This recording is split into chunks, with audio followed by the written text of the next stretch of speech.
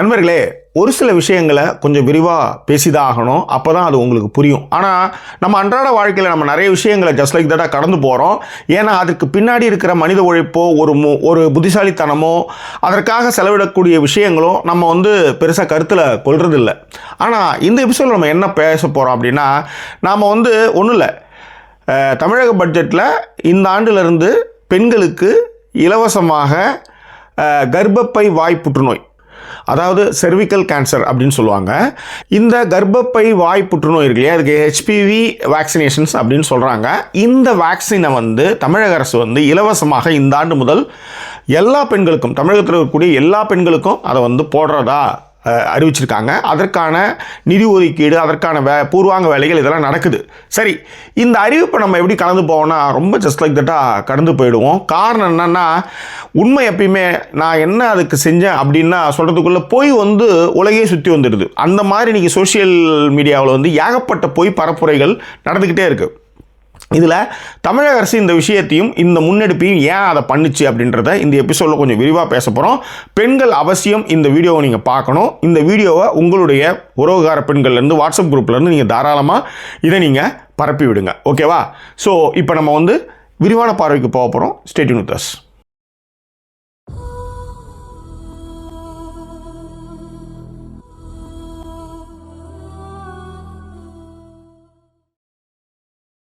கர்ப்பப்பை வாய் புற்றுநோய் இது என்னன்னா, கர்ப்பப்பைக்கும்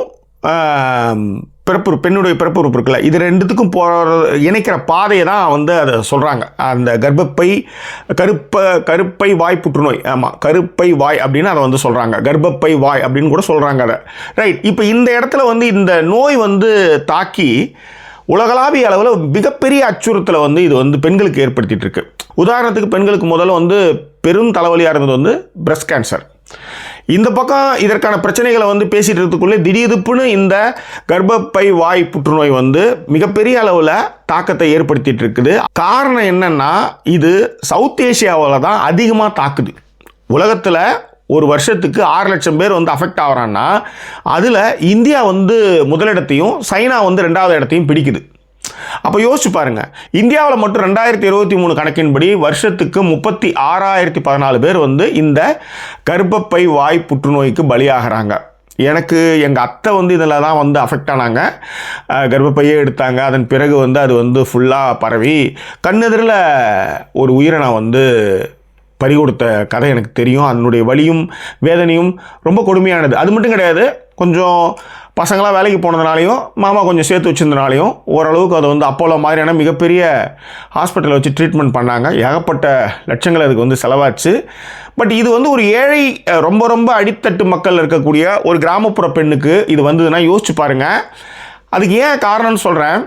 ஒரு வேக்சின், அதாவது இப்போ உலக அளவில் அந்த வேக்சினுடைய ரேட்டு 2000 ரூபாய். 2 வேக்சின் நீங்கள் போட்டுக்கணும். அதுவும் எஸ்பெஷலி 9லேருந்து 14 வயது பெண் குழந்தைகளுக்கு கண்டிப்பாக இதை போட்டே ஆகணும்.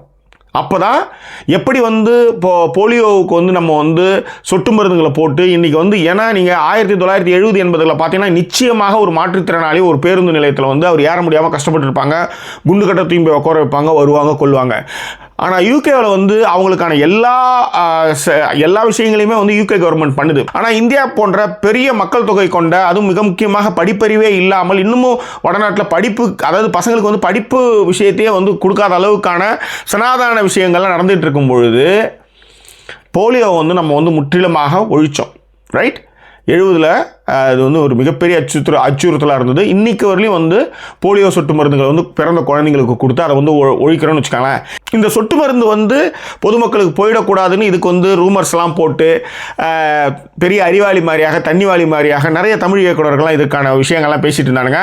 ஆனால் ஒரே விஷயந்தான் உங்களுக்கு நான் சொல்கிற விஷயம்.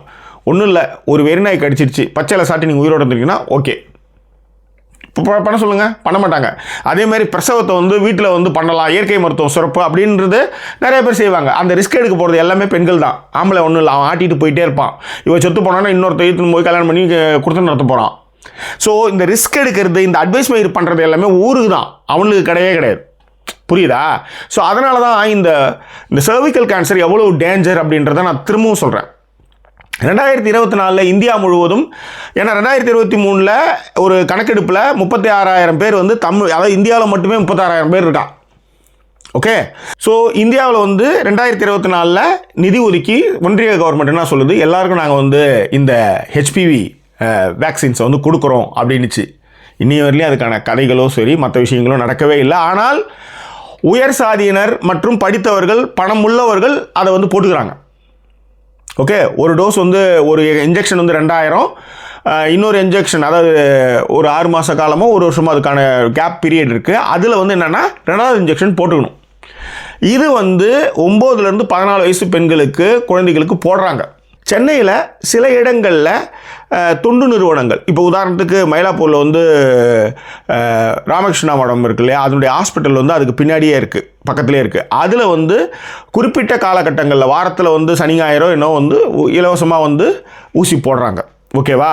ஸோ இந்த மாதிரியான விஷயங்கள் இருக்குது. ஆனால் அப்போ கிராமப்புறத்தில் இருக்கிற பெண் குழந்தைகளுக்கு யார் அதை போடுவாங்க? அவங்களுக்கான அந்த படிப்பறிவோ கல்வி அறிவோ இல்லை அவங்க இது மாதிரியான ஒரு சூழல் இருக்கணும், அவங்களுக்கு எப்படி தெரியும்? ஓகே, ஸோ அப்போ இந்த ஸ்கீமை வந்து இலவசமாக எல்லா பெண் குழந்தைகளுக்கும் இதை போடணும் அப்படின்ற ஒரு ஸ்கீமை வந்து ஸ்டாலின் கவர்மெண்ட் என்ன பண்ணுறாங்கன்னா அதை எடுத்துகிட்டு வராங்க. ஸோ இதுக்கு வந்து ஃபண்டுக்கு வந்து இவங்க வந்து வேக்சின் அனாலிசிஸ் அப்படின்ற ஒரு இடத்துல போய் இவங்க கேட்குறாங்க. அவனுங்க வந்து கொடுக்க மாட்டேன்னு சொல்லிட்டாங்க. ஏன்னா ஜெயரஞ்சன் தான் சொன்னார், ஏன்னா நீங்கள் வந்து ஏற்கனவே வேக்சினை வந்து நீங்கள் தயாரிச்சிட்ருக்கீங்க, பக்கத்து நாடுகளுக்கு கூட கொடுத்துட்ருக்கீங்க, உங்களுக்கு கிடையாதுன்னு சொல்லிட்டாங்க. ஓகே, நல்லா கேட்டுக்காங்க. ஏன் அப்படின்னா நம்மளுக்கு கொரோனா மருந்தே கொடுக்கறதுக்கு வந்து இவங்க வந்து நிறைய சீன்லாம் போட்டுட்டு இருக்கும்போது ஸ்டாலின் என்ன செஞ்சாருன்னா நாமளே மருந்தை தயாரிப்போம்னு சொல்லி அதற்கான இடங்கள்லாம் வந்து செங்கல்பட்டில் பார்த்தாங்க. அதன் பிறகு வந்து கொரோனா கொஞ்சமாக இறங்கி போச்சுன்னு வச்சுக்கோங்களேன். ரைட், இப்போ இந்த வேக்சினை வந்து தமிழ்நாடு ஃபுல்லும் வந்து போடுறதுக்கான ஆயத்த வேலைகள் நடந்து கொண்டிருக்கு. அதுதான் இந்த பட்ஜெட்டில் அறிவிச்சிருக்காங்க. அது மட்டும் கிடையாது, வேர்ல்டு ஹெல்த் ஆர்கனைசேஷன் இருக்கு இல்லையா, WHO, அவங்க என்ன சொல்கிறாங்கன்னா, அதாவது 100 பேருக்கு 4 பெண்கள் வந்து பாதிக்கப்படலாம். ஓகே, ஒரு ஒரு நாடு இருக்குது, அந்த நாட்டில் 100 பெண்களில் 4 பெண்கள் வந்து பாதிக்கப்படலாம். ஆனால் இந்தியாவில் 100 பெண்களில் 18 பேர் பாதிக்கப்படுறாங்க. இதில் ஏகப்பட்ட பேர் வந்து உயிரிழப்புகள் தொடர்ந்து அதிகரித்துக்கிட்டு வருது. தமிழகம் அதில் வந்து முன்னாடி இருக்குது, நிறையா இருக்குது அதில். ஓகே, ஸோ இப்போ வந்து ஏசியாவிலே நம்ம ஃபஸ்ட்டில் இருக்கோம். இப்போ நாம் வந்து இந்த நோயை வந்து முற்றிலுமாக வேறு இருக்க கண்டிப்பான முயற்சிகள் உடனே பண்ணணுன்றதுக்காக தான் இந்த ஸ்கீமை அவங்க எடுத்துகிட்டு வந்திருக்காங்க. ஓகே, ஸோ இப்போ நம்ம வேக்சின் போட ஆரம்பித்தோம்னா 30 வருடம் கழித்து இதற்கான பலனை நாம் அனுபவிக்க முடியும் அப்படின்னு அவர் சொல்கிறார். யோசிச்சு பாருங்கள். ஸோ இந்திய அளவில் இதை நீங்கள் செயல்படுத்திங்கன்னா 70லேருந்து 79, 80க்கு தான் இது வந்து ப்ராசஸ், இதனுடைய பலனை நாம் அனுபவிக்க முடியும்னு இந்திய அளவில் நடக்கிற ஆய்வுகள் அதை சொல்லுது. இந்திய அளவில் இன்னும் இவனுங்க வந்து போடுவாங்களான்னு நம்மளுக்கு தெரியவே இல்லை. கூடுமானவரை அவனை பொறுத்தவரையிலையும் போடுறதுக்கு ஒரு ஆளும் சாவறதுக்கு வந்து எவன் சத்தாலும் எனக்கு பிரச்சனை இல்லைன்ற மாதிரியான ஒரு மென்டாலிட்டி தான் அங்கே இருக்குது. ஆனால் தமிழக கவர்மெண்ட், மிக முக்கியமாக திராவிட மாடல் ஸ்டாலின் அவர்கள் வந்து பட்ஜெட்டில் இந்த ஒதுக்குனதுக்கு காரணம் எல்லா பெண் குழந்தைகளுக்கும் இது போய் சேரணுன்றது தான். சமீபத்தில் கூட நீங்கள் பார்த்துருப்பீங்க, ஒரு 12th படிக்கிற குழந்தை வந்து, பெண் குழந்தை வந்து பஸ்ஸுக்காக பரீட்சை டைம் பஸ்ஸை பிடிக்க ஓடும்போது பஸ்ஸு நிறுத்தாமல் போயிடுச்சு.